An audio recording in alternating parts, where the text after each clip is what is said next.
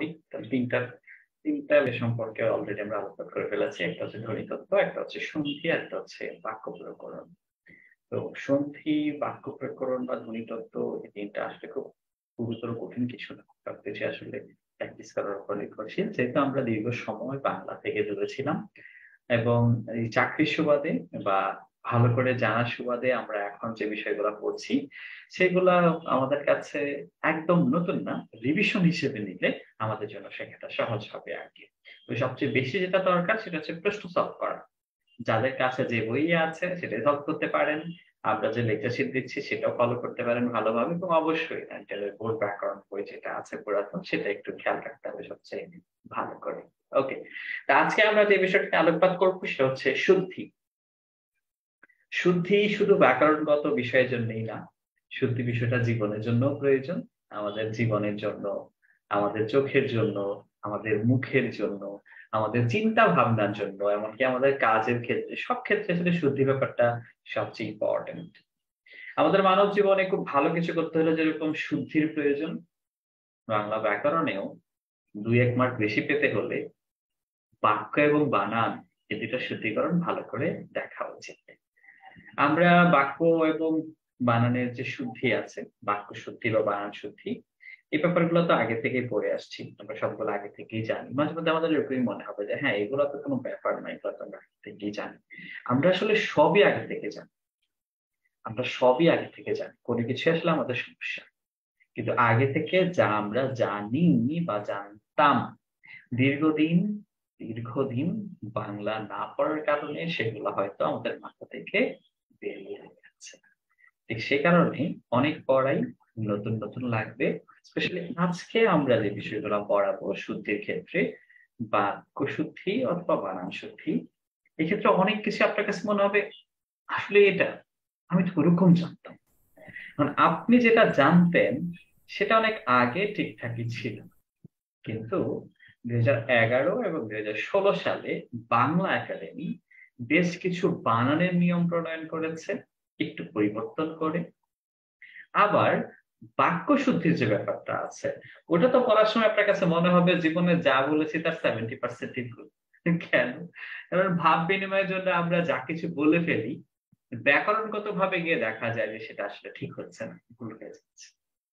তো আজকের ক্লাসটা করার সময় আপনার কাছে বা অনেকের কাছে এটা মনে হবে যে আসলে জীবনে যা বলেছি, যা লিখেছি সবই ভুল বা টেনশন নেওয়ার কিছুই নাই। ভাব বিনিময়ের জন্য আপনি যা বলছেন সবই ঠিক আছে। কোন সমস্যা নেই।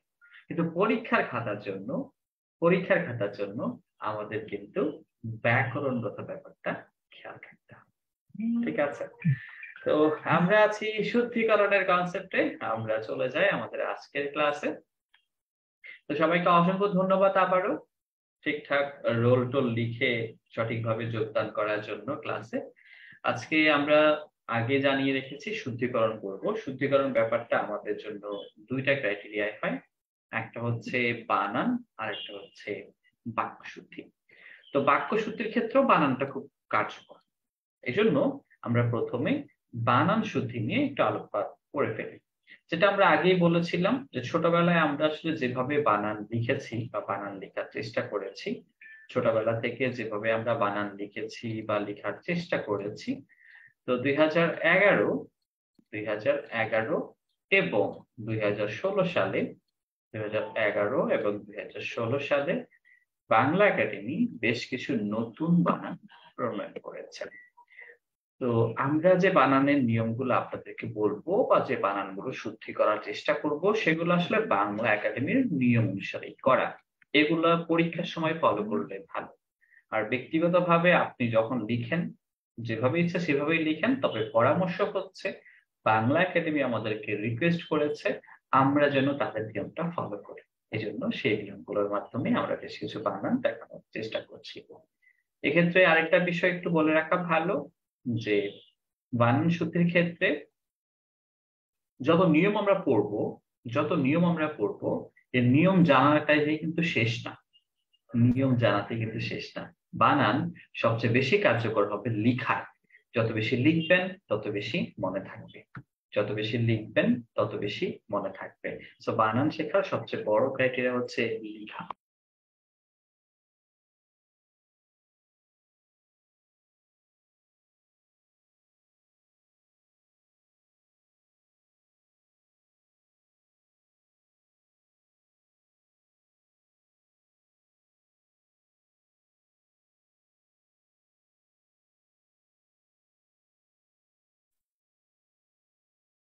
ওকে, সো সামনে একটু খাতা কলম রাখেন, যখন যেটা লিখতে বলি ওটা একটু লিখে ফেলবেন।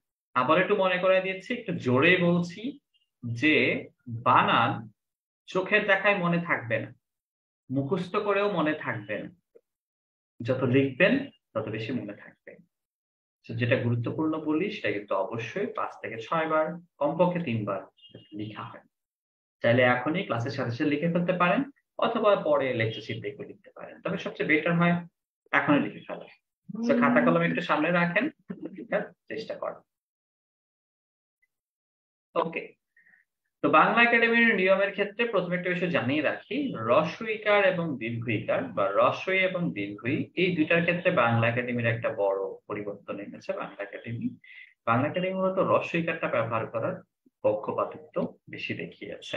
তাদের ভাষ্য মতে সংস্কৃত বা তৎসম যে সকল শব্দ আছে সেখানে দীর্ঘ ইকার হতে পারে বা দীর্ঘ ই হতে পারে, কিন্তু অন্যান্য সব ক্ষেত্রে হ্রস্ব ইকার ব্যবহার করার জন্য বাংলা একাডেমি আমাদেরকে অনুরোধ করেছে। এটা বিষয় মনে রাখবেন, বাংলা একাডেমি কিন্তু আমাদেরকে আদেশ দেয় না, অনুরোধ করে, অনুরোধ। ওকে, এটা লিখতেই হবে এমন কিছুই না, বাংলা একাডেমি আমাদেরকে অনুরোধ করেছে, তারা যে নিয়ম প্রণয়ন করে সেটা ফলো করে।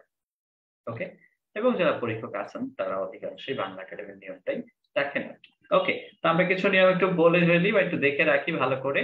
একটা নিয়ম হচ্ছে, ছোটবেলায় আমরা বেশ কিছু বানান পড়েছিলাম যেগুলাতে রস্বই দীর্ঘই একটা দিলেই হইতো। হাতি বানানটা আমি ছোটবেলায় দেখেছি। আমার ছোটবেলা মানে আপনাদের অনেকেরই, আমার সমবয়সী তো আপনারা কেউ না, তবুও আমার ছোটবেলা আপনাদের ছোটবেলা মোটামুটি কাছে, 4-5 বছর ডিফারেন্স হবে কারো কারোর সাথে। আচ্ছা, তো কিছু কিছু বানান, যেমন শ্রেণী বানানটা, শ্রেণী বানান রস্বই দীর্ঘ একটা দিলেই হতো। দাবি, শাড়ি, বাড়ি, পাখি, এই বানানগুলোতে আমরা রস্বই দীর্ঘ একটা দিলেই হয়ে যেত, আমরা কাটতো না বা আমরা যেরকম সেরকম দেখে নিতাম। বাট এখন কনসেপ্ট হচ্ছে, যেই বানানগুলো আগে হ্রস্বইকার দীর্ঘইকার উভয় সঠিক ছিল, হ্রস্বই দীর্ঘই উভয় সঠিক ছিল, সেগুলোতে শুধুমাত্র হ্রস্বইকার দিব। যে বানানগুলোতে হ্রস্বই দীর্ঘই উভয় সঠিক ছিল, যে বানানগুলোতে হ্রস্বই দীর্ঘই উভয় সঠিক ছিল, যে বানানগুলোতে হ্রস্বই দীর্ঘই উভয় সঠিক ছিল, আমরা শুধুমাত্র সেখানে হ্রস্বইকার ব্যবহার করব। ওই যে প্রথমেই বললাম, বাংলা একাডেমি আমাদেরকে দীর্ঘইকার ব্যবহার করা থেকে একটু দূরে সরিয়ে দিয়েছে। অতৎসম শব্দ বা বিদেশি শব্দ, যত রকমের অতৎসম শব্দ আছে, যত রকমের অতৎসম শব্দ, অতৎসম মানে তৎসম না বা সংস্কৃত না। এখন এই ক্ষেত্রে একটা বিষয় মনে হবে যে কোনটা কোনটা সংস্কৃত এটাই তো জানি না। সমস্যা নাই, আমরা এক সময় শব্দ সম্ভার পড়বো। শব্দ সম্ভার যখন আমরা পড়বো তখন অটোমেটিক আমরা কোনটা কোনটা সংস্কৃত শব্দ বা তৎসম শব্দ এটা সহজে আমরা শিখে ফেলবো, সমস্যা নেই। আপাতত আমরা সহজ করার স্বার্থে এভাবেই জেনে রাখি। অতৎসম মানে হচ্ছে যেগুলো তৎসম না বা সংস্কৃত না। এই অতৎসম বা অতৎসম বা অসংস্কৃত শব্দগুলা বা বিদেশি শব্দগুলাতে সবসময় রস্বইকার হবে। এই যে ঈদ বানানটা নিয়ে কত কাহিনী, কত কাহিনী। ঈদ বানানটা কেন বাংলা একাডেমি রস্বইকার লিখতে বলেছে? বাংলা একাডেমি বলেছে এই কারণে, কারণ ঈদ শব্দটা বিদেশি শব্দ, তাই মানে আরবি, ফার্সি, হিন্দি, পর্তুগিজ এগুলো সব বিদেশি হিসেবে কাউন্ট করা হয়। তো বিদেশি শব্দগুলাকে যখন আমরা লিখি তখন যেন আমরা দীর্ঘইকার না দিই। কিন্তু অনেক কাল আগে খেয়াল করে দেখবেন যে আমরা আদমি, কেরানি, চাবি, মসি, দিঘি, দাবি, এগুলো আমরা দীর্ঘইকার দিয়েও লিখে ফেলেছিলাম, এগুলো লেখা যাবে না। এগুলো লিখতে হবে রস্বইকার দিয়ে। আদমি, কেরানি, চাবি, মসি, দিঘি, এগুলো হচ্ছে বিদেশি শব্দ। আরবি, ফার্সি, হিন্দি, পর্তুগিজ যেগুলো আছে। ইংরেজিতে অবশ্যই যে গ্রিন বানানটা আছে, খেয়াল করবেন যে গ্রিন বানানের ক্ষেত্রে দেখুন আমরা দীর্ঘইকার দিই। কেন দিই? দেওয়ার একটা কারণ, আমরা মনে করি গ্রিনের ডাবল ই আছে, ডাবল ই এর জন্য আমরা দীর্ঘইকার বসায় দিচ্ছি। কিন্তু বাংলা একাডেমি 2016 এবং 11 সালের নিয়ম অনুসারে বলেছে যে গ্রিন যেহেতু বিদেশি শব্দ, শুধু গ্রিন না যত রকম বিদেশি শব্দ আছে দীর্ঘইকার হবে না, রস্বইকার হবে। খেয়াল করে দেখবেন যে বাংলা একাডেমি, এই একাডেমি শব্দটাও কিন্তু একটু দীর্ঘইকার দিয়ে লেখা হতো, দীর্ঘইকার। কিন্তু এখন আর লেখা হচ্ছে না, কেন? কারণ একাডেমি বিদেশি শব্দ মানে ইংরেজি, সেটা রস্বইকার। ওকে, আচ্ছা, আলী বা অঞ্জলি, এই আলী একটা প্রত্যয়, অঞ্জলি একটা শব্দ, আরেকটা আছে আবলি। এই আলী বা অঞ্জলি বা আবলি যেখানেই যুক্ত হোক, এই শব্দগুলা যেহেতু রস্বইকার দিয়ে, আলীটা রস্বইকার দিয়ে, অঞ্জলিও রস্বইকার দিয়ে, তো যেখানেই যুক্ত হোক রস্বইকারই থাকবে, দীর্ঘইকার হয়ে যাবে না। যেমন স্বর্ণালী, রূপালী, গীতাঞ্জলি, পুষ্পাঞ্জলি, শ্রদ্ধাঞ্জলি, কৃতাঞ্জলি, অথবা রচনা বলি, কবিতা বলি, শ্রদ্ধা বলি, যা কিছু আছে এগুলো দীর্ঘিকা দিয়ে লিখতাম, হয়তো এখনো অনেকে লিখি। শ্রদ্ধাঞ্জলি বানানো এখনো দেখবেন ইংরেজিকে দীর্ঘিকার দিয়ে লিখছে। কেন দীর্ঘিকার দিয়ে লিখে তো আসলে কোনো নেই, লিখে আর কি মনে করে যে এটাই বেস্ট কিছু। তো যত রকমের শেষে দীর্ঘইকার বা যত রকমের শেষে আলী, অঞ্জলি বা আবলি আছে, আলী, অঞ্জলি বা আবলি আছে, তা সবই রসিকার হবে। এটা স্বর্ণযুগ আলী হোক, পূর্বযুগ আলী হোক, এটা পূবালী, সোনালী, রূপালী, গীতালী, বর্ণালী, যা কিছুই আসুক, অথবা অঞ্জলি দিয়ে রূপাঞ্জলি, গীতাঞ্জলি, শ্রদ্ধাঞ্জলি, পুষ্পাঞ্জলি, যা কিছুই আসুক, সবকিছুই রসিকার হবে। আচ্ছা, জাতির নাম এবং ভাষার নাম, যত রকমের জাতি আছে খেয়াল করে দেখবেন, আমরা যখন বলি আরবি, ফার্সি, জাপানি, চাইনিজ, এরকম যত রকমের আমরা জাতির নাম ইন্ডিকেট করি বা যত রকমের ভাষার নাম আছে, আমরা দীর্ঘিকার ব্যবহার করি মনে হয় স্বাচ্ছন্দ্য বোধ করতাম।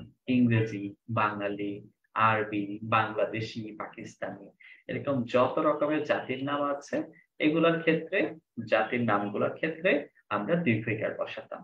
কিন্তু জাতির নাম, ভাষার নাম কখনো দীর্ঘিকার হবে না। জাতির নাম, ভাষার নাম সবসময় রসিকার হবে।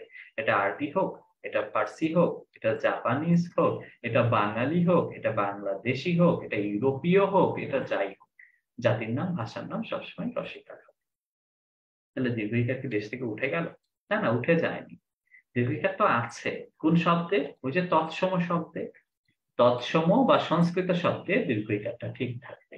সেই ক্ষেত্রে আমাদের আসলে যখন আমরা জানবো যে কোনটা কোনটা সংস্কৃত বা তৎসম শব্দ, তখন হয়তো আমাদের জন্য এটা সহজ হবে। তবে এখানে একটা বিষয় আমরা সহজে মনে রাখতে পারি, যে সংস্কৃত ভাষার যে স্ত্রীবাচক শব্দগুলো আছে সেগুলো দীর্ঘইকারই থাকবে। কারণ ছাত্রী, জননী, স্ত্রী, নারী, তরুণী, গাভী, এগুলো হচ্ছে সংস্কৃত ভাষার স্ত্রীবাচক শব্দ। এই শব্দগুলোর ক্ষেত্রে দীর্ঘইকার থাকতে পারে। তাসফিয়া জাহান বলেন। আহ, স্যার, সোনালী, রূপালী এইগুলা দিয়ে যদি আমরা নাম ইন্ডিকেট করি, মানে কোনো ব্যাংকের নাম, তখন কি চেঞ্জ হবে? যেখানেই বসান, যেখানেই বসান, সোনালী শব্দটা তো একটা প্রত্যয় দিয়ে তৈরি হয়েছে, তাই না? সোনাযুগ আলী, আলী জি। প্রত্যয় যেখানেই বসো, আলী প্রত্যয় যেখানেই বসো, প্রস্বীকার হবে। ওকে, আচ্ছা। আচ্ছা, তাহলে এই হলো আমাদের এখানকার সাধারণ কনসার্ন। এরপরে হচ্ছে দীর্ঘইকারের যে সংস্কৃত শব্দগুলো, যে সংস্কৃত বা তৎসম শব্দগুলো আছে, যেগুলো হচ্ছে বিভিন্ন রকম ভাবে দীর্ঘইকার ব্যবহৃত হয়, হোক, সমস্যা নেই। এখন নতুন কনসার্ন হচ্ছে যে যে সকল সংস্কৃত শব্দের শেষে দীর্ঘইকার আছে, দীর্ঘইকার আছে থাকুক না, সমস্যা নেই, দীর্ঘইকার আছে থাকুক। তো যে সকল শব্দের শেষে দীর্ঘইকার আছে, ভালো, কিন্তু এই শেষে দীর্ঘইকারের পরে যদি, মানে শব্দের শেষে দীর্ঘইকার আছে, সিঙ্গেল হিসেবে দীর্ঘইকার, এগুলো হবে, থাক, সমস্যা নেই। কিন্তু দীর্ঘইকারের সাথে যদি কিছু যুক্ত হয়, দীর্ঘইকারের সাথে যদি কিছু যুক্ত হয়, দীর্ঘইকারের সাথে যদি কিছু যুক্ত হয়, তখন দীর্ঘইকারটা হয়ে যাবে হ্রস্বইকার। মন্ত্রী বানানটা দীর্ঘইকার দিয়ে, সমস্যা নেই, এটা দীর্ঘইকার দিয়ে ঠিক আছে। কিন্তু মন্ত্রীর সাথে যখন আমরা কিছু যুক্ত করছি, যখন বলছি মন্ত্রী সভা, যখন বলছি মন্ত্রিত্ব, যখন বলছি মন্ত্রী পরিষদ, তখন মন্ত্রী বানানের শেষের যে দীর্ঘইকার, এটা কিছু যুক্ত হওয়ার কারণে দীর্ঘইকারটা হয়ে যাবে হ্রস্বইকার। শুধু মন্ত্রী বললে দীর্ঘইকার, কিন্তু সভা যুক্ত হয়েছে, হয়ে গেল হ্রস্বইকার। ত যুক্ত হয়েছে, ওটা প্রত্যয়, হ্রস্বইকার। মন্ত্রী পরিষদ, পরিষদ যুক্ত হয়েছে, হ্রস্বইকার। মানে দীর্ঘইকার যুক্ত শব্দের সাথে কিছু যুক্ত হলে, দীর্ঘইকার যুক্ত শব্দের সাথে কিছু যুক্ত হলে দীর্ঘইকারটা হ্রস্বইকার হয়ে যাবে, দীর্ঘইকারটা হ্রস্বইকার হয়ে যাবে, দীর্ঘইকারটা হ্রস্বইকার হয়ে যাবে। যেমন প্রতিযোগী দীর্ঘইকার, সহযোগী দীর্ঘইকার, প্রতিদ্বন্দ্বী দীর্ঘইকার। কিন্তু তা যুক্ত হয়ে গেলে, প্রতিযোগিতা, সহযোগিতা, প্রতিদ্বন্দ্বিতা, তখন এটা হয়ে যাবে হ্রস্বইকার। স্থায়ী দীর্ঘইকার, ত যুক্ত হয়েছে, হয়ে যাবে হ্রস্বইকার।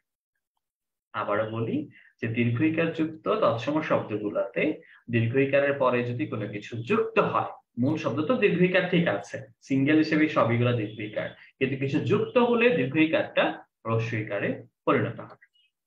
ওকে, রেফের পরে কখনো দ্বিত্ব হয় না। রেফের পরে দ্বিত্ব মানে দেখা যায় যে কখনো কখনো রেফ থাকলে রেফের সাথে যে ব্যঞ্জনটা থাকে ওইটাকে ডাবল বানিয়ে ফেলা হয়, দ্বিত্ব মানে ডাবল। তো রেফ থাকলে কখনো ডাবল হয় না।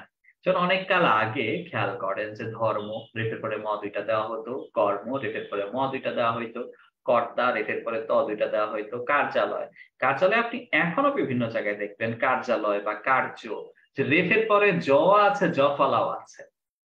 রেফের পরে জ জফলা দুইটা হবে না, রেফের পরে জ জফলা দুইটা হবে না। কেন হবে না? কারণ রেফের পরে ব্যঞ্জন দ্বিত্ব হয় না, রেফের পরে ব্যঞ্জন দ্বিত্ব হয় না, রেফের পরে ব্যঞ্জন দ্বিত্ব হয়।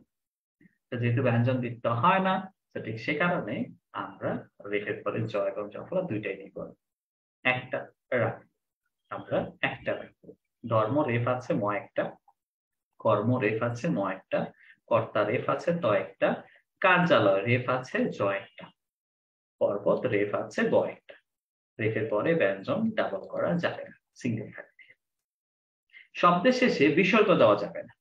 তবে এই তিনটা হচ্ছে অব্যয় বা আবেগ সূচক শব্দ, ছি, উ, বা, এই তিনটাতে বিসর্গ হতে পারে। কিন্তু অন্যান্য ক্ষেত্রে শব্দের শেষে মাঝে মধ্যে আমরা বিসর্গ দিয়ে দিই। কোন নিয়মে দেই এটা আমরা জানি না, আমাদের মন চাই আমরা দিয়ে ফেলি। প্রধানত, কার্যত, বিশেষত, মানে এগুলা তো থাকলে প্রধানত, সাধারণত, এগুলো বলে আমরা বিসর্গ দিয়ে ফেলি, হবে না। সাধারণত শব্দের শেষে বিসর্গ হয় না, শব্দের শেষে বিসর্গ হয় না, শব্দের শেষে বিসর্গ হয় না। আচ্ছা, এবার আপনাদের দুইটা শব্দের কথা বলি। একটা শব্দ হচ্ছে পরিষ্কার, একটা শব্দ হচ্ছে পরিষ্কার, আরেকটা শব্দ হচ্ছে পুরস্কার। পরিষ্কার এবং পুরস্কার, বলেন তো পরিষ্কার বানানে দন্তস্ব না মূর্ধন্যস্ব? দন্তস্ব স্যার। পরিষ্কার বানানে মূর্ধন্যস্য। দন্তস্ব না মূর্ধন্যস্ব? মূর্ধন্যস্য।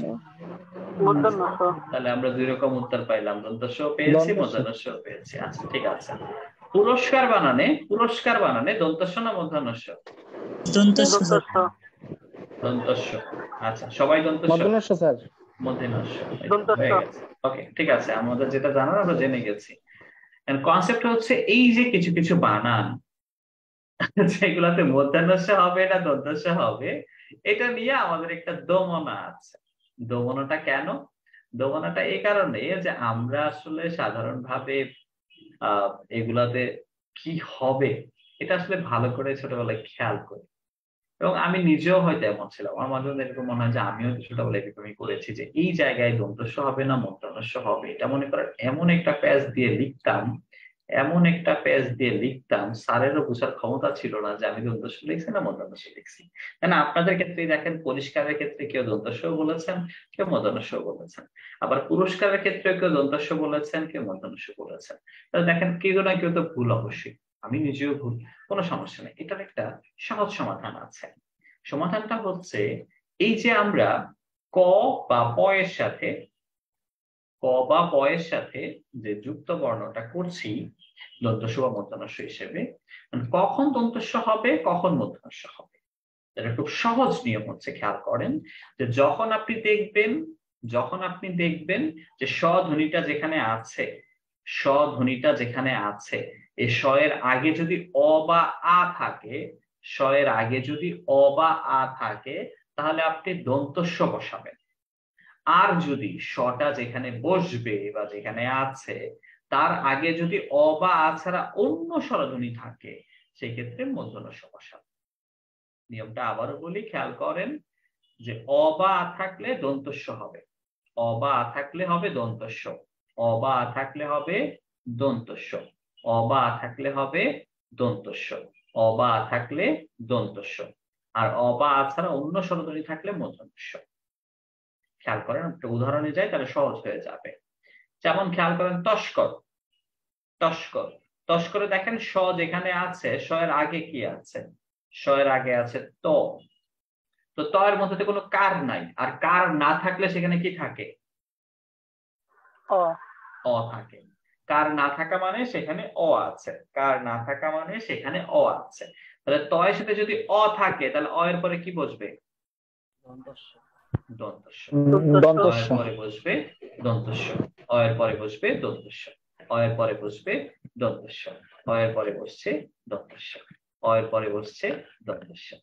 ওকে, এটা হয়ে গেল।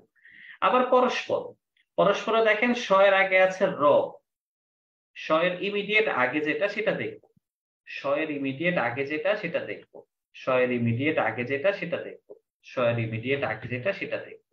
তাহলে র, র এর সাথে কোনো কার নাই, কার না থাকা মানে র এর সাথে অ আছে, তাহলে যেহেতু অ আছে অ এর পরে কি বসবে? দন্তস্ব বসবে। আবার আসপদ, আসপদে দেখেন স যেখানে আছে তার আগে আছে আ, আর যেহেতু আ আছে আ এর পরে কি বসবে? দন্তস্ব। ঠিক আছে, আচ্ছা।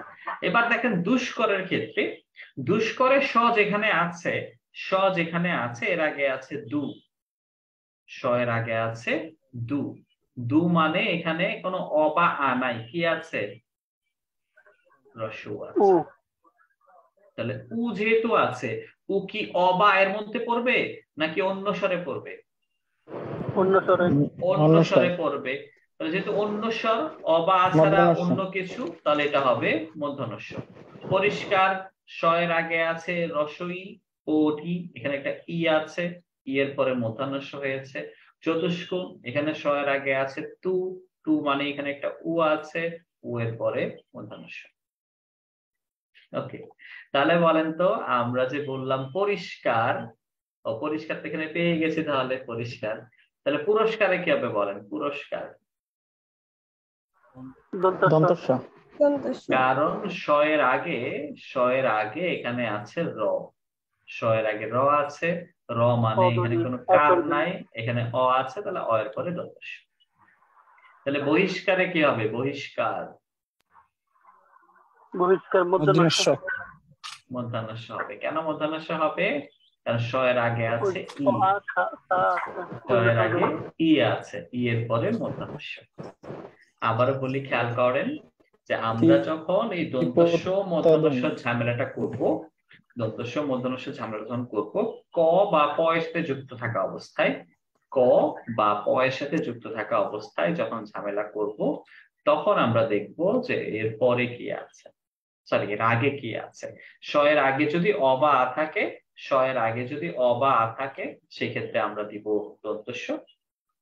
আর যদি দেখি অ বা আ ছাড়া অন্য স্বরধ্বনি আছে, তাহলে দিব মধ্যাহ্ন ষ। এগুলো আমরা ক বা প এর সাথে যুক্ত বর্ণ হিসেবে মেনশন করার চেষ্টা করব। ওকে, আচ্ছা। আমাদের এই যে সংস্কৃত শব্দের কথা বললাম না, বারবার আমরা সংস্কৃত বা তৎসমের কথা বলি। এই সংস্কৃত শব্দ চেনার একটা সহজ উপায় আপনাদেরকে এখনই বলে দিই। একটা হচ্ছে মধ্যাহ্ন যেখানেই আছে, মধ্যাহ্ন স যেখানেই আছে, ফলা যেখানেই আছে, ফলা যেখানেই আছে, অথবা রেফ যেখানেই আছে, এগুলা যেখানেই থাকবে, নিশ্চিন্ত মনে, নিশ্চিন্ত মনে সেগুলাকে, নিশ্চিন্ত মনে সেগুলাকে তৎসম শব্দ হিসেবে আয়ত্ত করতে পারে। যেখানেই মধ্যাহ্ন আছে তৎসম শব্দ, যেখানেই মধ্যাহ্নস্য আছে তৎসম শব্দ, যেখানেই ফলা আছে, ছয়টা ফলা, যেখানেই ফলা আছে, যেখানেই রেফ আছে, এগুলো হচ্ছে তৎসম শব্দ, এগুলো হচ্ছে তৎসম শব্দ, এগুলো হচ্ছে তৎসম শব্দ। আচ্ছা, তো আমরা নত্য সত্য বিধান বলে একটা কনসেপ্ট পড়েছি ছোটবেলায়, মনে আছে কিনা? নত্য সত্য বিধানের কনসেপ্ট হচ্ছে মধ্যাহ্ন ব্যবহার করার নিয়ম নত্য বিধান, মধ্যাহ্ন স ব্যবহার করার নিয়ম সত্য বিধান। এবং এটা আমরা ভালো করে মনে রাখবো, নত্য সত্য বিধান মানেই হচ্ছে সেখানে যে শব্দগুলো পড়বো তার সবই হচ্ছে তৎসম শব্দ, কারণ মধ্যাহ্ন স যেখানেই বসে তৎসম শব্দ হয়। আচ্ছা, তো এখানে কয়েকটা নিয়ম আমরা একসাথে পড়ছি। একসাথে প্রথম নিয়মটা যেটা পড়বো সেটা হচ্ছে ট বর্গ। ট বর্গ যেখানেই থাকুক, ট বর্গ মানে হচ্ছে ট ঠ ড ঢ মূর্ধন্য, এই ট বর্গ যেখানেই থাকুক, ট বর্গের সাথে যুক্ত হিসেবে আমরা মূর্ধন্য এবং মূর্ধন্য স আনি। যেমন পণ্ডিত, পণ্ডিতে দেখেন ড এর সাথে যুক্ত হয়েছে, তো ড এর সাথে যুক্ত হয়েছে বলে এটা হচ্ছে মূর্ধন্য, আর মূর্ধন্য মানেই কিন্তু উপরে মাত্রা হবে না। ঘন্টা, ট আছে, ট এর সাথে মূর্ধন্য, মূর্ধন্য দেখেন উপরে মাত্রা নেই। আমরা যদি ঘন্টা লেখার সময় উপরে টান দিয়ে ফেলতাম না, তাহলে কিন্তু এটা ভুল লিখতাম, কারণ টান দিলে এটার মূর্ধন্য থাকে না, এটা ধন্তন্য হয়ে যায়। তো পণ্ডিত, ঘন্টা, কাণ্ড, কর্মকাণ্ড, প্রকাণ্ড, কণ্ঠ, সেটাই আমরা বলি মূর্ধন্য হ, কারণ ট বর্গের সাথে যুক্ত। একই রকম ভাবে নষ্ট, ট বর্গের সাথে যুক্ত, মূর্ধন্য হয়েছে। নষ্ট, কাষ্ঠ, বিশিষ্ট, গোষ্ঠী, কাষ্ঠ, এই বিশিষ্ট, বৈশিষ্ট্য যেটাই আমরা বলি এগুলো হচ্ছে তৎসম শব্দ। আরেকটা কনসেপ্ট হচ্ছে কোথাও যদি রি, র, স থাকে, রি মানে রিকার হতে পারে, রফালা হতে পারে, রেফ হতে পারে, মূর্ধন্য মানে মূর্ধন্য বা ক্ষীয় হতে পারে। এই রি, র, স এর পরে মূর্ধন্য হয়, রি, র, স এর পরে মূর্ধন্য হয়। যেমন তৃণ, রিকারের পরে মূর্ধন্য হয়েছে। ঋণ, ঋণী, রি এর পরে মূর্ধন্য হয়েছে। কারণ, র এর পরে মূর্ধন্য হয়েছে। সাধারণ, র এর পরে মূর্ধন্য হয়েছে। বিশেষণ, স এর পরে মূর্ধন্য হয়েছে। বা ক্ষণিকা, ক্ষণ, কিছুক্ষণ, ক্ষীয়র পরে মূর্ধন্য হয়েছে। আবার একই রকম ভাবে রি বা র থাকলে, রি বা র থাকলে তারপরে মূর্ধন্য হয়। যেমন কৃষক যখন আমরা বলি, কৃষক যখন আমরা বলি, কৃষকের ক্ষেত্রে দেখা যায় রি এর পরে মূর্ধন্য হয়েছে। কৃষক, রি এর পরে মূর্ধন্য। বর্ষণ, বর্ষণের র আছে বা রেফ আছে, রেফের পরে মূর্ধন্য। তিনটা নিয়মকে আমরা একটা করে ফেলেছি আর কি। আবারও দেখেন, রি বা র থাকলে তারপরে মূর্ধন্য হয়, রি র এর পরে মূর্ধন্য। যেমন কৃষক, রি এর পরে মূর্ধন্য, বর্ষণ, র এর পরে মূর্ধন্য। রি, র, স এর পরে মূর্ধন্য হয়, যেমন তৃণ, রি কারের পরে মূর্ধন্য, কারণ, র এর পরে মূর্ধন্য, বিশেষণ, স এর পরে মূর্ধন্য। ট বর্গের সাথে যুক্ত বর্ণ হিসেবে মূর্ধন্য, মূর্ধন্য হয়। পণ্ডিত, ট বর্গের সাথে মূর্ধন্য হয়েছে। ঘন্টা, ট বর্গের সাথে মূর্ধন্য হয়েছে। কষ্ট, ট বর্গের সাথে মূর্ধন্য স হয়েছে। সহজে এই যে নিয়মের গুলো আমরা বললাম না, রি, র, স এর পরে মূর্ধন্য, তারপর রি, র এর পরে মূর্ধন্য স, ট বর্গের সাথে মূর্ধন্য, মূর্ধন্য স, এগুলো কিন্তু তৎসম শব্দের ক্ষেত্রে প্রযোজ্য।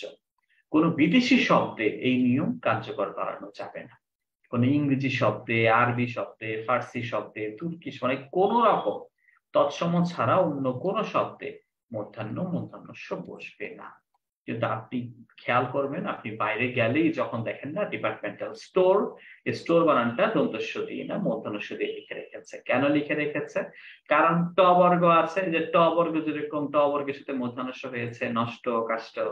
এখন স্টোর, ফটোস্টেট, পোস্ট, মাস্টার, এগুলাতেও দেখা যায় যে মূর্ধন্য স ব্যবহার করছে। কেন করছে? নিয়ম দিয়ে। কিন্তু এগুলো তো সরাসরি বোঝা যাচ্ছে স্টোর, স্টেডিয়াম, পোস্ট, মাস্টার, এই সবই হচ্ছে বিদেশি শব্দ, মানে ইংরেজি শব্দ। তো এগুলাতে কখনোই মূর্ধন্য স আসবে না, দন্তস্ব স আসবে বিদেশি শব্দে। বা স্পেশালি যদি ইংরেজি শব্দ বেশি ব্যবহার করি, এগুলোতে কখনো মূর্ধন্য, মূর্ধন্য স হয় না। সিমেন্ট, ট বর্গের সাথে যুক্ত। কর্নার, রেফ আছে, মূর্ধন্য হওয়ার কথা। কর্নেল, রেফ আছে, মূর্ধন্য হওয়ার কথা। কারণ আমরা যখন বলি বর্ণ, স্বর্ণ, কর্ণ, তখন তো রেফের জন্য মূর্ধন্য দিই। তাহলে এইগুলাতে দিচ্ছি না কেন? এই কর্নার, কর্নেলে আমরা দিচ্ছি না এই কারণে, কারণ এই বানানগুলো হচ্ছে বা এই শব্দগুলো হচ্ছে বিদেশি। বিদেশি শব্দে আমরা কখনো মূর্ধন্য, মূর্ধন্য স দিব না। বিদেশি শব্দে আমরা কখনো মূর্ধন্য, মূর্ধন্য স দিব না। বিদেশি শব্দে আমরা কখনো মূর্ধন্য, মূর্ধন্য স দিব না। ওকে, আচ্ছা। এরপরে হচ্ছে সাধারণত দ্বিতীয় বানানে, কারণ আমাদের বেশ কিছু বানান আছে যে বানানগুলো আসলে নিয়ম দিয়ে শেষ করা যাবে না। কিছু কিছু বানান আছে যেগুলো আসলে তৎসম শব্দ, কোনো নিয়ম দিয়ে হয় না। আমরা নিয়ম করতেছি আসলে আপনাদের মনের খুশির জন্য, নিয়ম করছি আলহামদুলিল্লাহ। নিয়ম দিয়ে কোনো প্রশ্নই আসে নাই, আসবেও না। সাধারণত বানান শুদ্ধিকরণের ক্ষেত্রে যে শব্দগুলো আমরা পাই, তার মোস্টলি হচ্ছে তৎসম শব্দের যে কঠিন কঠিন শব্দগুলো আছে, সেই তৎসম শব্দের কঠিন শব্দগুলো আমাদেরকে বানানোর জন্য দেওয়া হয়। এখন আমরা কি করে এগুলো খেয়াল করবো? ওই যে বললাম, যত লিখবেন তত বেশি মনে থাকবে, যত লিখবেন তত বেশি মনে থাকবে, যত লিখবেন তত বেশি মনে থাকবে। কিছু কমন বানান আমরা এবার একটু দেখবো। সম্ভব হলে এখনই বানানগুলো লিখে ফেলবেন, যদি সম্ভব না হয় কোনো সমস্যা নেই, পরে দেখে হবে শীট দেখে। কিছু কিছু বানান আছে যেগুলোতে রস্বইকার না দীর্ঘইকার, রস্বকার না দীর্ঘকার, এগুলো নিয়ে আমাদের খুব মাথা ব্যথা হয়ে যায়। আমরা শেষ করতে পারি না যে কোনটা জানি কি কোনটা জানি কি, এরকম মনে হয় আর কি। এটাও কিন্তু সহজে সমাধান করা সম্ভব। কিভাবে? কিছু কমন বানান বলি, খেয়াল করেন। সম্ভব হলে এখনই লিখেন প্রত্যেকটা বানান। এখানের প্রত্যেকটা বানান কমপক্ষে 3 বার করে লিখবেন। এখানে বেশ কিছু বানান আসবে, প্রত্যেকটা 3 বার করে লেখার চেষ্টা করবেন। এখানে সাধারণ নিয়মটা হচ্ছে, এটা বইয়ের নিয়ম না, এটা মুসাফির বাংলার নিয়ম, মানে ফাঁকিবাজের নিয়ম আর কি। আমার অভিজ্ঞ যে পিপীলিকা, শারীরিক, মরীচিকা, বিভীষিকা, জিজ্ঞাসা, বাল্মীকি, মুহূর্ত, মুমূর্ষু, আপনারা যারা অনেক অনেক পরীক্ষা দিয়েছেন অলরেডি, খেয়াল করে দেখবেন যে এই বানানগুলো সবচেয়ে বেশি বেশি বেশি আসছে। মানে এই বানানগুলো যারা সবচেয়ে বেশি আসে, এরকম একটা ব্যাপার হয়ে গেছে যে বারবার এই গুলাই আসছে, বারবার এইগুলাই আসছে। এগুলো কেমনে হয়? এগুলা কেমনে হয় এটা আসলে কঠিন কিছু না, খুব সহজ কনসেপ্ট। দ্বিতীয় বানানটা খেয়াল রাখবেন যে দ্বিতীয় যে বানানটা আছে বা দ্বিতীয় যে বর্ণটা আছে ওটা দীর্ঘ হয়। যেমন পিপীলিকা, পিপীলিকা কোনটা যে দীর্ঘইকার এটাই সমস্যা হয়ে যায়। রসিকার তো অলমোস্ট সবগুলো আমরা জানি। দ্বিতীয় বানানটা, দ্বিতীয় বানানটা, দ্বিতীয় বানানটা হচ্ছে দীর্ঘইকার। শারীরিক, দ্বিতীয় বানানটা, দ্বিতীয় বর্ণটা। মরীচিকা, দ্বিতীয় বানান বা দ্বিতীয় বর্ণটা। বিভীষিকা, দ্বিতীয় বানান বা দ্বিতীয় বর্ণটা। ওকে, খুব আহামরি কঠিন কিছু না। ওকে, আচ্ছা। একই রকম ভাবে বাল্মীকি, তৃতীয় বানানটা। বাল্মীকি অর্থ হয়তো অনেকের কাছে অচেনা মনে হবে। বাল্মীকি হচ্ছে একজন ব্যক্তির নাম, যার নাম ছিল রত্নাকর। পরবর্তীতে তিনি দীর্ঘ সময় ধ্যান করেছেন। ধ্যান করতে করতে তার সাথে বাল্মীক জমে গিয়েছিল। বাল্মীক মানে ওই পোকা, পরে তার নাম হয়ে গেছে বাল্মীকি। আর এই বাল্মীকি লিখেছেন আমাদের ইতিহাস শ্রেষ্ঠ রামায়ণ। আচ্ছা, তারপর হচ্ছে মুহূর্ত। মুহূর্তটাও দেখেন দ্বিতীয় বানানটা দীর্ঘকার, দ্বিতীয় বানানটা দীর্ঘকার। মুমূর্ষু, দ্বিতীয় বানানটা দীর্ঘকার, দ্বিতীয় বানানটা দীর্ঘকার। তো এই 7টা বানান এখানে আছে। 7টা বানান খুবই ইম্পর্টেন্ট। কমপক্ষে 5 বার করে হলেও 7টা বানান খাতায় লিখেন। এখন লিখেন, পরে লিখেন, একসময় লিখেন। খুবই ইম্পর্টেন্ট। এবং এই 7টা বানানের সবই হচ্ছে দীর্ঘইকার বা দীর্ঘ বা দীর্ঘ দ্বিতীয় বানান। কিছু কিছু শব্দ আছে সবগুলো একই রকম, কিছু কিছু বানান আছে সবগুলো একই রকম। যেমন মুহুর্মুহু, মুহুর্মুহু দেখেন সবগুলো রস্যকার, 4টাই রস্যকার। সমীচীন, 2টাই দীর্ঘইকার। ভাগীরথী, ভাগীরথী একটা নদীর নাম, 2টাই দীর্ঘইকার। শরীরী, 2টাই দীর্ঘইকার। মনীষী, 2টাই দীর্ঘইকার। মুহুর্মুহু, সমীচীন, ভাগীরথী, শরীরী, মনীষী সবই দীর্ঘইকার। মানে যা আছে সবগুলোই সেম। আরো আছে উদীচী একটা বানান আছে, সবই দীর্ঘইকার। তো এখানে 12টা বানান আছে। আপনাদের প্রতি বিশেষ অনুরোধ থাকবে, অনুরোধই বলছি যেহেতু আপনারা অনেক ব্যস্ত থাকেন, তো অনুরোধ করেই বলছি এই 12টা বানান প্রত্যেকটা কমপক্ষে 5 বার করে হলেও খাতায় লিখবেন। এই 12টা বানানের প্রত্যেকটা কমপক্ষে 5 বার করে হলেও খাতায় লিখবেন। কমপক্ষে 5 বার করে হলেও খাতায় লিখবেন। কমপক্ষে 5 বার করে হলেও খাতায় লিখবেন।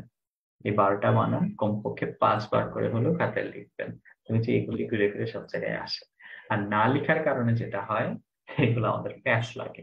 তো প্যাচ লাগা দরকার নেই, যতটুকু সম্ভব লিখে লিখে প্র্যাকটিস করলে এগুলা কিন্তু সহজ হয়ে যায়। কার যদি মনে হয় যে না এই বানানগুলো তো আমি ইতিমধ্যে অনেকবার লিখেছি, ইতিপূর্বে এগুলো আমি জানতাম, এই যে ইতিমধ্যে ইতিপূর্বে, এই ইতিমধ্যে ইতিপূর্বে বলেও কিন্তু কিছু নাই। ইতিমধ্যে ইতিপূর্বে বলে কিছু নাই, ইতিমধ্যে ইতিপূর্বে বলে কিছু নাই। আপনি সিঙ্গেল যখন ইতি বলেন তখন ঠিক আছে। সিঙ্গেল ইতি যখন আপনি বলেন, যখন কাজটার ইতি টেনেছি, ওকে, সেই কাজটার ইতি টেনেছে, সিঙ্গেল ইতি বললে ঠিক আছে। সিঙ্গেল ইতি যখন আপনি বলেন ঠিক আছে, সিঙ্গেল ইতি বলেন ঠিক আছে। কিন্তু ইতির সাথে যখন কিছু যুক্ত হয়, ইতির সাথে যখন কিছু যুক্ত হয় তখন কিন্তু ইতি আর ইতি থাকে, তখন ইতি হয়ে যায় ইত, ইতপূর্বে বা ইতোমধ্যে, ইতপূর্বে বা ইতোমধ্যে। সো ইতোমধ্যে ইতপূর্বে এটা আপনি ওকার দিয়েও লিখতে পারেন, বিসর্গ দিয়ে লিখতে পারেন, কিন্তু ইতিমধ্যে ইতিপূর্বে বলা যাবে না, এটা ভুল। সিঙ্গেল ইতি বলতে পারেন, যেমন কাজটার ইতি টেনেছি তখন ঠিক আছে, কিন্তু ইতির সাথে যদি যুক্ত করে ফেলেন ইতিমধ্যে ইতিপূর্বে, তখন দুইটাই ভুল হয়ে যাবে। তখন এটা হয়ে যাবে ইতোমধ্যে ইতপূর্বে, ইতোমধ্যে ইতপূর্বে। এবং ইত বানানটা দুই রকমের হতে পারে, আপনি ওকার দিয়েও করতে পারেন, বিসর্গ দিয়েও করতে পারেন। ওকার দিয়েও করা যেতে পারে, বিসর্গ দিয়ে করতে যেতে পারে। জীবিকা, জীবিকা নির্বাহ করা, জীবিকা জীবন থেকে আসছে, জীবিকা জীবন থেকে আসছে, জীবিকা বানান আমরা সবাই জানি দীর্ঘিকার রস্বীকার, ঠিক আছে। জীবিকা দীর্ঘিকার রস্বীকার, জীবিকা দীর্ঘিকার রস্বীকার, জীবিকা দীর্ঘিকার রস্বীকার।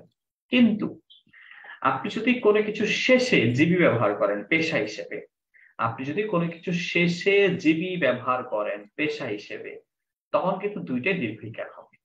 পেশাজীবী দুইটাই দীর্ঘিকার, আইনজীবী দুইটাই দীর্ঘিকার, মৎস্যজীবী, শিক্ষাজীবী, বুদ্ধিজীবী, কণ্ঠজীবী, মানে শেষে জীবী যুক্ত করছেন আপনি যেখানেই হোক, সেটা আপনি বুদ্ধিজীবী বলেন, কণ্ঠজীবী বলেন, পেশাজীবী বলেন, অথবা সাধারণ শিক্ষাজীবী, যেটাই জীবী বলেন, মৎস্য থেকে শুরু করে যা কিছু আছে সবই দীর্ঘিকার হবে। কিন্তু যদি বলা হয় 28 জিবি, 28 জিবি থেকে কি দীর্ঘিকার দেওয়া যাবে? 28 জিবি ওখানে দীর্ঘিকার দেওয়া যাবে কিনা? যাবে না। কেন যাবে না? এটা তো শব্দ বিদেশি শব্দ, গিগাবাইট থেকে আসছে, ওখানে হবে। ওকে, ঠিক আছে। হ্যাঁ, শুভ ভাই বলেন। স্যার হচ্ছে আমরা যে দেখলাম যে দ্বিতীয় বানানে দীর্ঘিকারটা হয়, কিন্তু এর পরেরটার কি কোনো নিয়ম আছে স্যার? যেমন হচ্ছে পিপিলিকা, না না, এগুলো ঝামেলা তো হচ্ছে দীর্ঘইর জন্য, এগুলো ঝামেলাটা হচ্ছে দীর্ঘইকার কোথায়, রস্বীকার কোথায়, এই ঝামেলার জন্য। এগুলো তো আসলে কোনো নিয়ম না, এগুলো হচ্ছে সহজে মনে রাখার জন্য আমি আপনাদেরকে একটা ফালতু নিয়ম শিখিয়েছি আর কি, যাতে করে এই কয়েকটা শব্দ আপনার মাথায় থেকে যায় এবং এই কয়েকটা 5বার করে লিখে রাখেন, তাহলে সহজেই মাথায় গেঁথে যাবে। তৃতীয়টা নিয়ে কোনো সমস্যা নাই, কারণ এই বানানগুলোতে কোনোটাই ডাবল দীর্ঘিকার বা দীর্ঘকার নাই, একবার হয়। পিপিলিকাতে একবারই দীর্ঘিকার হয়, শারীরিকা একবারই দীর্ঘিকার হয়, মরীচিকাতে একবারই দীর্ঘিকার হয়, বিভীষিকা বা জিঘ্বিষাতে একবারই দীর্ঘিকার হয়, বাল্মীকিতে একবারই দীর্ঘিকার হয়, এবং মুহূর্ত মুমূর্ষু একবারই দীর্ঘ উকার হয়। ঠিক আছে, রসিকারটা কমন, দীর্ঘিকারটা আনকমন। বুঝতে পেরেছেন? বুঝছেন একটু শুভ হয়? জি স্যার, বুঝছি স্যার। তো ওখানে 12টা বানান, আবারও বলি, খাতার মধ্যে কিন্তু লিখতে হবে। আমরা বেশ কিছু গুরুত্বপূর্ণ বানান আবারও দেখি, যেগুলো আসলে যতটুকু না নিয়মের উপর নির্ভরশীল, যেগুলো যতটুকু না নিয়মের উপর নির্ভরশীল তার চেয়ে বেশি নির্ভরশীল লেখার উপর, কারণ এই নিয়মগুলো দিয়ে হয়নি।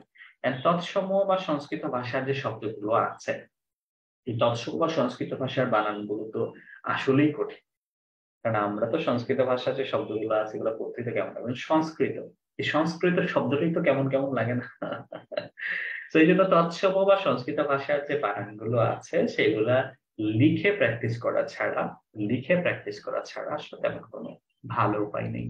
তো সেই ক্ষেত্রে যতটুকু সম্ভব গুরুত্বপূর্ণ বানানগুলো যেগুলো আমি বলছি সেগুলো একটু খাতায় লেখার চেষ্টা করবেন। ওকে, গুরুত্বপূর্ণ বানানের ক্ষেত্রে আমরা প্রথমেই সিকোয়েন্স অনুসারে একটু দেখার চেষ্টা করি। প্রথমে আমরা আকাঙ্ক্ষার দিকে যাই। আকাঙ্ক্ষাতে আমরা যে কাজটা করি, কেউ কেউ অনুস্বার দিয়ে ফেলি, কেউ কেউ খ দিয়ে ফেলি, এগুলো সবই ভুল। আকাঙ্ক্ষা বানানে ও বা কিও পুরোটাই হয় না। আকাঙ্ক্ষা বানানে হচ্ছে ও এবং খিও, খ বা অনুস্বার কখনোই দেওয়া যাবে না, ও এবং খিও দিয়ে। এটা আকাঙ্ক্ষা হোক, কাঙ্ক্ষিত হোক, অনাকাঙ্ক্ষিত হোক, যেভাবেই হোক, কাঙ্ক্ষা কনসেপ্টে আসলেই ও এবং খিও। সরস্বতী, এই সরস্বতী যে জায়গায় আমরা যে কাজটা করি, প্রথমটাতে ব ফলা দিয়ে ফেলি, এটা একটা প্রবণতা আছে আমাদের। সরস্বতী, স্বর শব্দটা আসলে আমরা প্রথমে ব ফলা দিয়ে ফেলি, তার দেওয়া যাবে না। সরস্বতী, সরস্বতী, এখানে ব ফলাটা হচ্ছে দ্বিতীয়টা, সরস্বতী, এটা হচ্ছে সরস্বতী, দ্বিতীয়টাতে ব ফলা, প্রথমটাতে নাই। বুৎপত্তি, বুৎপত্তি বানানে এখানে একটা জ ফলা আছে, বুৎপত্তি বানানে এখানে একটা জ ফলা আছে। আমরা যেহেতু নিজেরা উচ্চারণ করার সময় জ ফলাটা উচ্চারণ করি না, এই জন্য অনেকে এটা আমরা লেখার সময় বাদ দিয়ে দিই, বাদ দেওয়া যাবে না, বুৎপত্তি বানানে জ ফলাটা আছে। স্নেহাশিস, এই স্নেহাশিস মানে একটা আশিস থেকে আসছে, আশিস মানে আশীর্বাদ, স্নেহাশিস মানে স্নেহের আশীর্বাদ আর কি। তো স্নেহাশিস এটা অনেকেই মূর্ধন্য দিয়ে লিখে ফেলে, না, স্নেহাশিস মূর্ধন্য দিয়ে না, স্নেহাশিস হচ্ছে দন্তস্ব দিয়ে, স্নেহাশিস দন্তস্ব দিয়ে, স্নেহাশিসটা হচ্ছে দন্তস্ব দিয়ে, স্নেহাশিস দন্তস্ব দিয়ে। ওকে, দেখা হচ্ছে পানিনি। পানিনি একজন ব্যাকরণবিদ। উনি অনেক অনেক অনেক বছর আগে সংস্কৃত ভাষার প্রথম ব্যাকরণ বইটা লিখেছিলেন, যার নাম ছিল অষ্টাধ্যায়ী।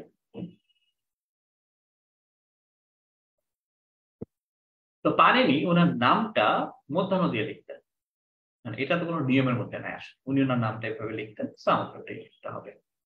শিরশ্ছেদ, শিরশ্ছেদে আমরা যে ঝামেলাটা করি, আমরা চ ছ ব্যবহার করতে করতে অভ্যাস করে ফেলেছি।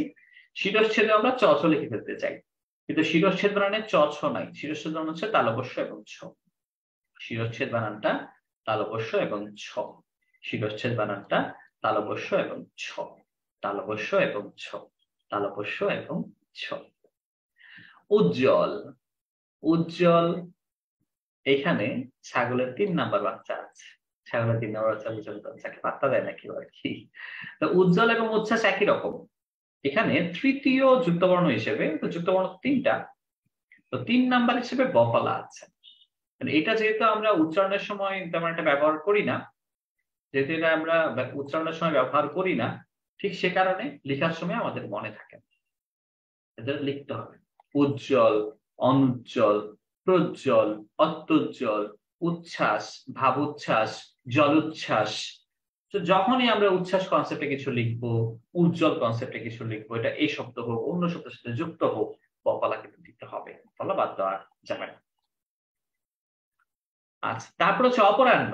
অপরাহ্ন হচ্ছে র আছে, র এর পরে মূর্ধন্য ব্যবহার করার কনসেপ্টে এটা মূর্ধন্য হয়েছে। কারণ অপরাহ্ন নিচে কেন? দুইটা বানান আছে এরকম, একটা হচ্ছে অপরাহ্ন আর একটা হচ্ছে পূর্বাহ্ন। দুইটাতেই দেখবেন রেফ বা র আছে। রেফ বা র এর পরে আমরা একটু আগে জেনেছিলাম মূর্ধন্য হয়, আর এই যে নিচে আমরা যেটা দিচ্ছি নিচে, এটা কিন্তু মূর্ধন্য। আপনি যখন চিহ্ন লিখেন, চিহ্ন চিহ্ন লিখার সময় দেখবেন যে আপনি নটা উপরে দিচ্ছেন, এই যে উপরে দিচ্ছেন এটা হচ্ছে দন্তন্য। আর যেটা নিচে হচ্ছে হয়ের নিচে, অপরাহ্ন এবং পূর্বাহ্নের ক্ষেত্রে, অপরাহ্ন এবং পূর্বাহ্নের ক্ষেত্রে আমরা নিচে দিয়েছি। কেন দিয়েছি? কারণ র এর পরে মূর্ধন্য হয়, তাই র এর পরে মূর্ধন্য হয়।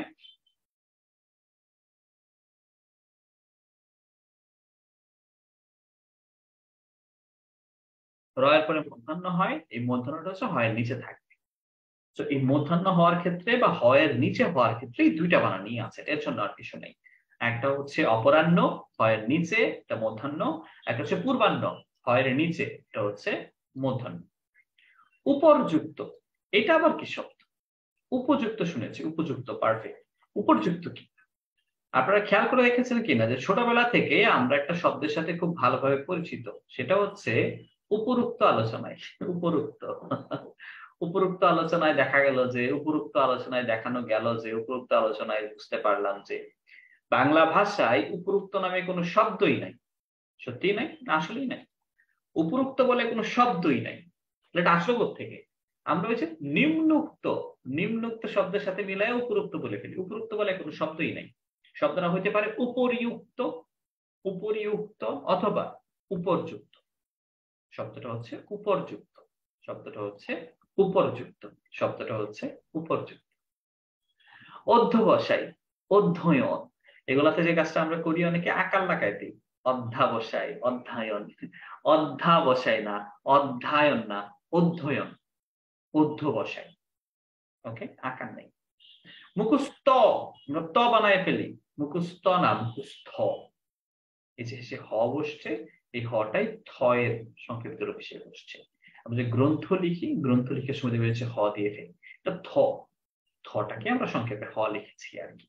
মুখস্থ, ত দেওয়া যাবে না, মুখস্থ না, মুখস্থ, মুখস্থ। সান্ত্বনা, সান্ত্বনায় উচ্ছ্বাস এবং উজ্জ্বলের মতোই একটা নিচে একটা বফলা আছে 3 নাম্বার যুক্ত বর্ণ হিসেবে, এটা বাদ দেওয়া যাবে না। ঐক্যতান, এটা আমরা অনেকেই ঐক্য বানাই ফেলি, ঐক্যতান, ঐক্যমত।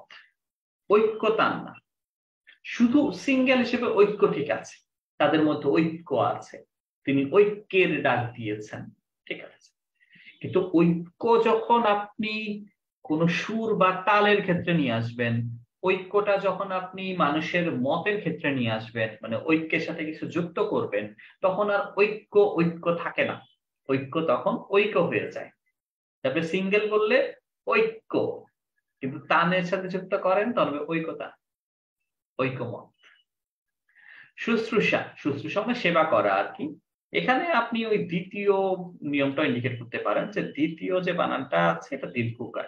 এই যে নিচে গেছে না, যেমন ধরেন আমরা যখন আমরা বলি না বাংলার রূপ আমি দেখিয়ে আছি, বাংলার রূপ বা অপরূপ, এ দেখবেন নিচে টান দিয়ে চলে আসছে। এই নিচে টান দেওয়া যেটা, নিচে টান দেওয়া যেটা এটা হচ্ছে দীর্ঘকার। নিচে টান যেটা এটা দীর্ঘকার। আবার সূত্র লেখার সময় আমরা এটা লিখি না, উপরে নিয়ে যাই, এই উপরেরটা হচ্ছে রস্যকার, উপরেরটা হচ্ছে রস্যকার। আর এই যে নিরূপ বা শুশ্রূষাতে নিচে চলে আসছে এটা হচ্ছে দীর্ঘকার। শুশ্রূষা বানানে দীর্ঘকার হয়, দ্বিতীয়টা দীর্ঘকার। দুরবস্থা, দুরবস্থাতে আমরা যে কাজটা করি অনেকে এখানে আকার লাগাই দিই, দুরাবস্থা, দুরানা, দুরবস্থা, দুরবস্থা মানে খারাপ অবস্থা। আমরা দুর্নীতি, নীতির অভাব, ওকে, দুর্দিন, খারাপ দিন, দুর্ভাগ্য, খারাপ ভাগ্য, এরকম দূর অবস্থা, এটা আঁকা হবে না, দুরানা, দূর অবস্থা। আবার আমাদের আরেকটা শব্দ আছে যেটা আমরা বলার সময়ও ভুল করি, লেখার সময়ও আমরা ভুল করি। শব্দটা হচ্ছে ন্যূনতম, ন্যূনতম, শব্দটা হচ্ছে ন্যূনতম। এটা বলার সময় আমরা বলি ন্যূনতম, লেখার সময়ও আমরা লিখি ন্যূনতম। আসলে ন্যূনতম নামে কোনো শব্দ নাই, শব্দটা হচ্ছে ন্যূনতম। আপনি যদি কোথাও এটা উচ্চারণ করেন ন্যূনতম, তাহলে আপনি ভুল উচ্চারণ করছেন, ন্যূনতম আবার কি। এরকম একবার এক কাহিনী হয়েছিল আর কি, ক্যান্টনমেন্ট কলেজে একটা অনেকগুলো ক্যান্টনমেন্ট কলেজগুলোতে কাজ করেছি, তো শহীদ আনোয়ারে যখন কাজ করতাম আর কি, তো সেখানে একবার সিলেবাসের কাজ চলছিল। তো সিলেবাসের ফুল সিলেবাসের কাজ, তো সেখানে আমরা গ্রুপ টুপ দেখে রেখে দিয়ে আসছি।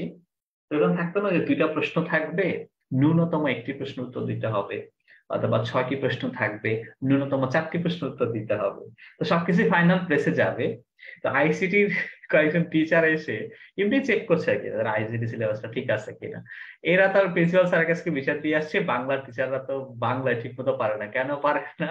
কারণ বাংলার টিচাররা ওখানে সব ন্যূনতম লিখে আসে। তো ন্যূনতম না, এটা নাকি ন্যূনতম, মানে তারা ন্যূনতম বলে এটা ঠিক করে দিয়ে বাংলা টিচারদের বদনাম করে আসছে। এটা এমনি প্রাসঙ্গিক ভাবে বলে ফেললাম আর কি, যেটা মনে পড়েছে।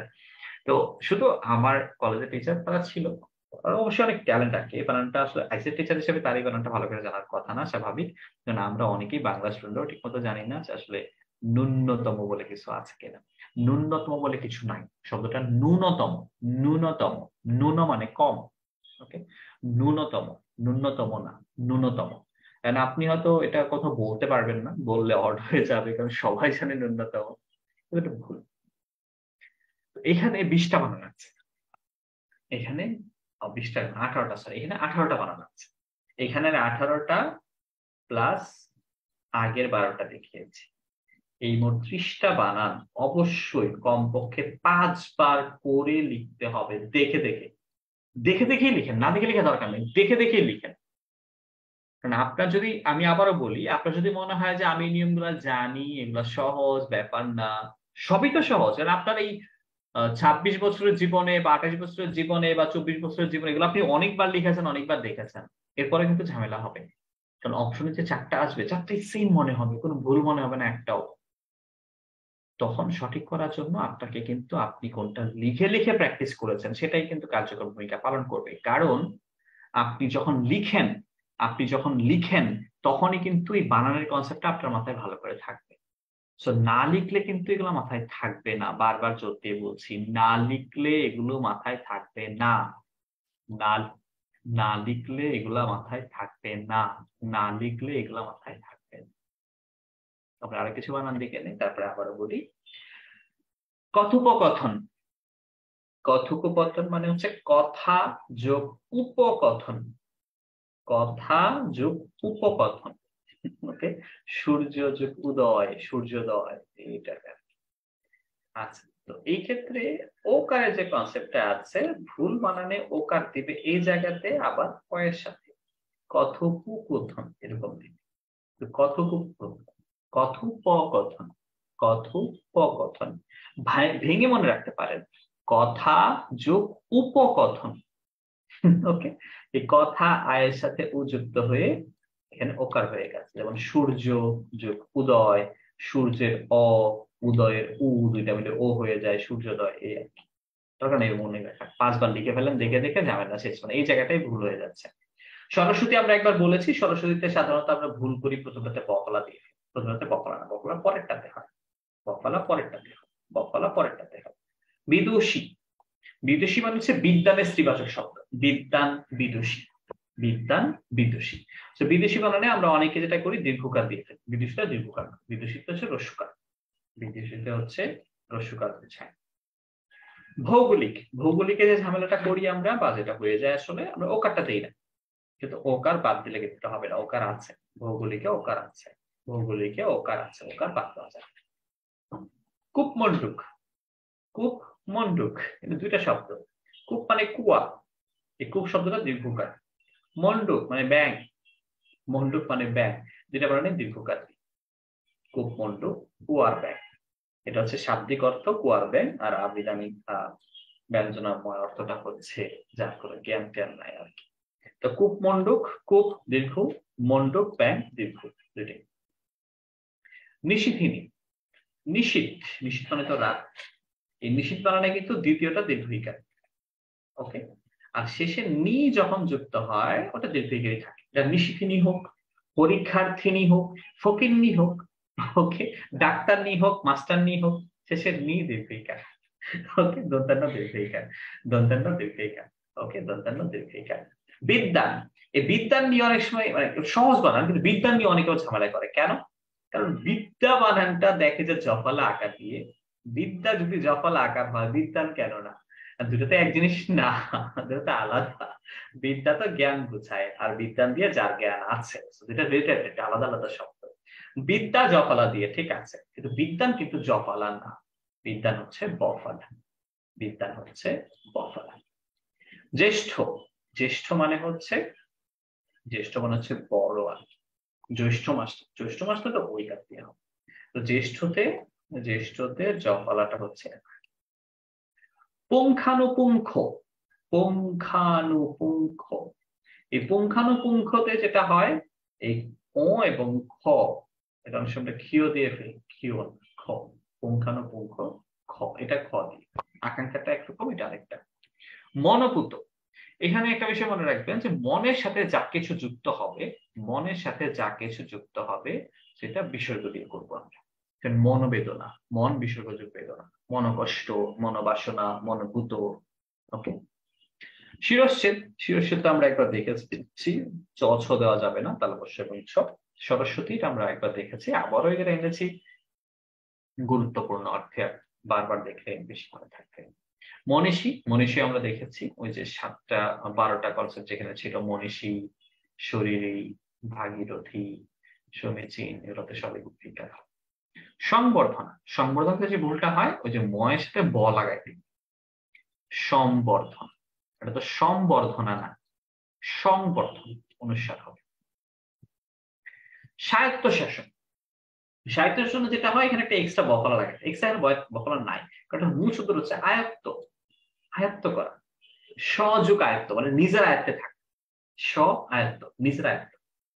স্বায়ত্তশাসন মানে হচ্ছে নিজের আয়ত্তে থাকবে শাসন ক্ষমতা, যেটা 1966 সালে 6 দফা আন্দোলনের প্রথম দাবি ছিল আমাদের, যে আমাদের স্বায়ত্তশাসন মানে আমাদেরকে আমরা শাসন করবো। সেন্ট্রালি সরকার একটা থাকবে, কারণ ভারতে যেটা হয় আর কি, সেন্ট্রালে একজন প্রধানমন্ত্রী আছে, কিন্তু প্রত্যেকটা প্রদেশে বা প্রত্যেকটা রাজ্যে ওই রাজ্যের মানুষরা শাসন করে, স্বায়ত্তশাসন। তো স্বায়ত্তশাসনে সযুগ আয়ত্ত, স মানে নিজ, বলা যুক্ত, প্লাস আয়ত্ত, তো স্বায়ত্তশাসনের প্রথম বক্তব্য। এখানে যে কয়টা আছে, এখানে যে কয়টা আছে অলরেডি কয়টা সাথে কমন আছে। ওকে, তো এখানে যে কয়টা আছে প্লাস এর আগের 18টা প্লাস তার আগের 12টা, এই 30 প্লাস এখানে যে কয়টা আছে প্রত্যেকটা 5 বার করে, প্রত্যেকটা 5 বার করে লিখতে হবে, আপনাদের কাছে রিকোয়েস্ট করছি। এছাড়া আরেকটা কনসেপ্ট একটু বলে রাখি, সেটা হচ্ছে দূর, দূর শব্দটা দিয়ে আর কি। তো দূর শব্দের একটা ব্যাপার হচ্ছে দূর তো দুই রকম ভাবে আমরা লিখি, একটা দীর্ঘকার দিয়ে একটা হ্রস্বকার দিয়ে। ওকে, সেক্ষেত্রে ব্যাপারটা খুবই কমন একটা কনসেপ্টের দূরত্ব টাইপের যা বোঝাবে, ডিস্টেন্স টাইপের কিছু বুঝলে আপনি দীর্ঘকার দিবেন। যেমন আপনি বলেন দূরবীক্ষণ, দূরেরটা দেখা, দীর্ঘকার। দূরদর্শন, দূরেরটা দেখা, দীর্ঘকার। দূরত্ব, দূরের কিছু বোঝাচ্ছেন। দূর, দূরগামী, দীর্ঘকার। ঠিক আছে, দূরত্ব না বোঝালে সেটা কিন্তু হ্রস্বকার। দুর্দিন, দুর্দিন মানে দূরের দিন না খারাপ দিন, খারাপ দিন, হ্রস্বকার। দুর্নীতি, নীতির অভাব, দূরের নীতি না, নীতির অভাব, হ্রস্বকার। দুর্ভাবনা, দুর্বার, ওকে, এগুলো হচ্ছে সবই হ্রস্বকার। তবে দূষণ বানানটা দীর্ঘকার দিয়ে। দূষণ এটা একটু ব্যতিক্রম, এটা দূরত্বের কিছু বোঝায় না, তবে এটা দীর্ঘকার দিয়ে। অন্যত সবই আমরা হ্রস্বকার দিয়ে পেয়েছি। একটা পুরাতন কথা আপনাদেরকে আবার একটু মনে করাই, সেটা হচ্ছে বানান চোখের দেখায় হবে না। বানান চোখের দেখায় হবে না। বানান হচ্ছে যতটুকু সম্ভব লিখতে হবে। আপনি যত বেশি লিখবেন বানান তত বেশি মনে থাকবে। যত বেশি লিখবেন বানান তত বেশি মনে থাকবে। সাধারণ যে কয়েকটা নিয়ম আছে বাংলা একাডেমি, এগুলো আসলে আমাদের বাস্তব জীবনে তেমন একটা প্রয়োগ নাই, পরীক্ষার প্রশ্নের ক্ষেত্রে খুবই রেয়ার আর কি। যেগুলা গুরুত্বপূর্ণ বলেছি, বারবার লিখার কথা বলেছি, 12টা 18টা এবং পরের গুলো, এগুলাই বারবার করে এগুলাই আছে। তাহলে মনে হতে পারে স্যার তখন তারা নিয়ম পারলেন কেন? এমনি পড়াইছি মনের খুশিতে আর কি। কারণ নিয়ম না পড়লে তোমার আপনার স্যার এটা তো পড়ার নাই, তার এক সমস্যা। তো সবই পড়ায় রাখলাম। বাট গুরুত্বপূর্ণ বিষয়গুলো হচ্ছে যেগুলো লিখতে বলেছি সেগুলো যথাসম্ভব চেষ্টা করেন দেখে দেখে লেখার। হ্যাঁ, হয়তো এগুলো দেখে দেখে লিখলে আপনার জীবন থেকে মূল্যবান 10 মিনিট 15 মিনিট বা মূল্যবান 20 মিনিট সময় আপনার জীবন থেকে নষ্ট হয়ে যাবে, কিন্তু অনেক কিছু শেখা হবে, অনেক বানান ভালো করে জানা থাকবে, রিটেন পরীক্ষাগুলোতে খুব কাজে লাগবে। বাংলা প্রথম মানে বাংলা দ্বিতীয় এমসিকিউ তো লাগবেই, অন্যান্য যদি কোনো পরীক্ষা থাকে যেগুলো বাংলায় আপনি লিখেন সেখানে কিন্তু কার্যকর ভূমিকা পালন করবে। আমরা লেকচার শিট পাঠাবো, সেই লেকচার শিটের মধ্যে একটা ছোট্ট ঘর করা থাকছে দেখবেন বানানের ক্ষেত্রে, গুরুত্বপূর্ণ বানান লিখে ওই ঘরের প্রত্যেকটা বানানও কিন্তু দেখতে হবে। ওগুলোর মধ্যে 90% আমরা পড়ায় ফেলছি, ক্লাসে আমরা অবশ্য পড়ায় ফেলি। এরপরেও শীতে যে কয়েকটা আছে, সে কয়েকটা একটু ভালো করে দেখতে হবে। এবং আমাদের আজকের ক্লাসের যে কয়েকটা শব্দ বলেছি এগুলো তো পিডিএফ আকারে পেয়ে যাবেন, সবগুলা কিন্তু ভালো করে একটু সলভ করতে হবে ইনশাআল্লাহ। আমরা আজকে বাক্য বানান দুইটাই পারার কথা, বানানটা নিয়ে আমরা একটু বেশি আলোচনা করে ফেলেছি। বাক্যটা আমরা ইনশাআল্লাহ পরের ক্লাসে আলোচনা করবো, বাক্য শুদ্ধিটা। তো বানান শুদ্ধিটা একটু ভালো করে খেয়াল রাখতে হবে, কারণ এই বানান শুদ্ধিটাও কিন্তু বাক্য শুদ্ধির ক্ষেত্রে কার্যকর ভূমিকা পালন করে। এখন আপনাদের কাছে ছোট কয়েকটা প্রশ্ন করি, বলেন। প্রথম প্রশ্ন হচ্ছে যে বাংলা একাডেমি, ছোটবেলায় আমি নিজেও দেখেছি যে বাংলা একাডেমিটা দীর্ঘিকার দিয়ে লেখা, কারণ ওয়াই আছে, ওয়াই থাকলে দীর্ঘিকারই লেখার কনসেপ্ট ছিল। এখন বাংলা একাডেমি রস্যিকার দিয়ে লেখা হয়। ওয়াইটা ঠিকই আছে ইংলিশে, বাংলা রূপান্তরের সময় দীর্ঘিকার না দিয়ে রস্যিকার দেওয়া হচ্ছে, কেন বলেন? বিদেশি শব্দ, কারণ এটা বিদেশি শব্দ, বিদেশি শব্দে দীর্ঘিকার হয় না তাই। গ্রিন বানানটা, গ্রিন বানানে কি আমরা মধ্যাহ্ন দিব? রফলা আছে, রফলা থাকলে তো মধ্যাহ্ন হওয়ার কথা। গ্রান, গ্রান বানানে আমরা রফলার জন্য মধ্যাহ্ন দিচ্ছি, তাহলে গ্রিনে তো মধ্যাহ্ন দেওয়ার কথা নাকি? হ্যাঁ, সেইকার হবে। দন্তান্ন, দন্তান্ন। কেন গ্রিনে আমরা দন্তান্ন দিব? ইংরেজি শব্দ, বিদেশি শব্দ। কারণ গ্রিন হচ্ছে একটা বিদেশি শব্দ, বিদেশি শব্দে, হ্যাঁ রাইট, তৎসম শব্দে মধ্যাহ্ন হতে পারে, কিন্তু গ্রিন তো তৎসম শব্দ না, এটা তো ইংরেজি শব্দ, আমরা এমনি বুঝতে পারছি। তো ইংরেজি মানে তো বিদেশি, এখানে মধ্যাহ্ন হবে না। গ্রিনে কি দীর্ঘিকার হবে? কারণ আমরা দেখেছি ইংলিশে আগে ডাবল ই থাকলে দীর্ঘিকার ব্যবহার করা হইতো, তাই না? ডাবল ই মানে দীর্ঘিকার একটা কনসেপ্ট ছিল। তো আমরা কি গ্রিনেরও ডাবল ই আছে, তাহলে কি দীর্ঘিকার দিব? না, না, দিব না। কেন দিব এখনো না? তো অনেক জায়গায় গ্রিন দীর্ঘের দিয়ে লেখা আছে, গ্রিন লাইন। গ্রিন লাইনের কথা বাদেন, ফার্মগেট থেকে ইয়া পর্যন্ত, সিটি কলেজের রোড পর্যন্ত পুরো রোডটার নাম গ্রিন রোড, সবাই দীর্ঘিকার দিয়ে লিখেছে। বাট গ্রিন রোড বা গ্রিন বানানে কি দীর্ঘিকার হবে কেন? না, এখন থেকে হবে না। কেন হবে না গ্রিনে দীর্ঘিকার? বিদেশি শব্দ, ইংরেজি শব্দ। বিদেশি শব্দে দীর্ঘই স্যার হয় বিদেশি না। শব্দ। এখন যদি আমরা বলি যে গ্রিন রোড তো একটা রাস্তার নাম, এটা দিলে সমস্যা কি? এটা কি হবে? স্যার রাস্তার নাম তো বিদেশি হতে পারে। এখন কার নাম এটা তো আমাদের দেখার দরকার নেই, আমরা দেখবো নিয়ম কি বলে, তাই না? সেটা বাংলা স্যার। একাডেমি তো পাবো। রাইট। আচ্ছা, স্যার আমি যদি আমরা বলি কণ্ঠ, যদি আমরা কণ্ঠ বলি, তাহলে কণ্ঠের মধ্যে কি আমরা দন্তন্য দিব না মূর্ধন্য? মধ্যাহ্ন মূর্ধন্য দিব। কেন মূর্ধন্য দিচ্ছি কণ্ঠতে? স্ববর্গীয়। কারণ ট বর্গের সাথে যুক্ত আছে, ট বর্গের সাথে যুক্ত আছে বলে মূর্ধন্য দিচ্ছি। ঠিক আছে, তাহলে সিমেন্ট, সিমেন্টে কি আমরা মূর্ধন্য দিব? না, না স্যার। কেন দিব না? এটা বিদেশি। একটা বিদেশি শব্দ, ইংরেজি শব্দ একটা সিমেন্ট, এটাতে মূর্ধন্য দেওয়া যাবে না। আচ্ছা, তাহলে যদি আমরা অন্য একটা শব্দের ক্ষেত্রে চাই, যেমন খুব কমন একটা শব্দ যেটা আমরা অহরহ ব্যবহার করছি, যেমন অফিস। অফিস যে শব্দটা আছে, অফিসকে আমরা মূর্ধন্য দিতে পারি? অফিস।